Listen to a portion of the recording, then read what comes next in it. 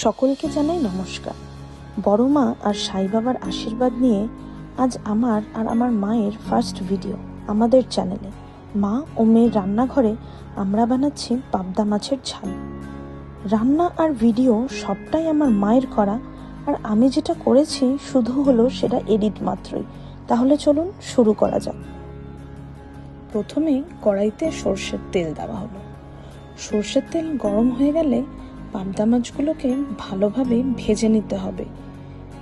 পাবদা মাছ ভালো করে ভাজা হওয়ার পর আমরা পাবদা মাছগুলোকে তুলে রেখে দিলাম।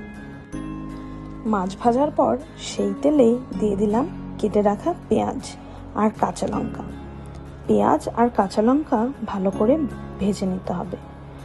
পেঁয়াজের যখন বাদামি রং হয়ে যাবে তখন তার মধ্যে দিতে হবে আমাদের বাঙালির সবচেয়ে প্রিয় জিনিস, সেটা হচ্ছে আলু। আলু ছাড়া আমরা কোনো কিছু ভাবতেই পারি না। আলু আমাদের সব কিছুতে লাগে, মাছ হোক, মাংস হোক, কিংবা হোক বিরিয়ানি। আলুটা ভালো করে ভেজে নেওয়ার পর তারপরে ওর মধ্যে আমাদের দিতে হবে এক এক করে সব মশলাগুলো। মশলার মধ্যে দেওয়া হয়েছে নুন, হলুদ আর লঙ্কা গুঁড়ো। মশলার ভিডিওটা করা হয়নি, বুঝতেই পারছেন, যতই হোক এটা আমার প্রথম ভিডিও কিনা।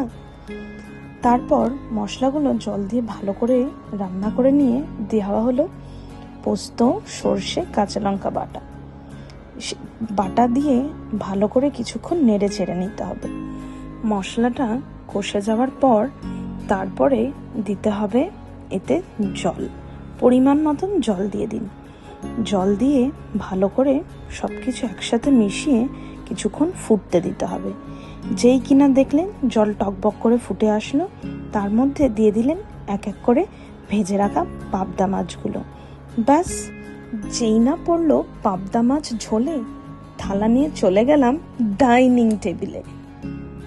আর কিছুক্ষণ অপেক্ষার, মাছগুলো দেওয়া হয়ে গেল, দিয়ে ঢাকা দিয়ে কিছুক্ষণ রান্না হয়ে গেলে ব্যাস ঢাকা খুলেই পরিবেশন করতে হবে গরম ভাত দিয়ে পাবদা মাছের ঝাল।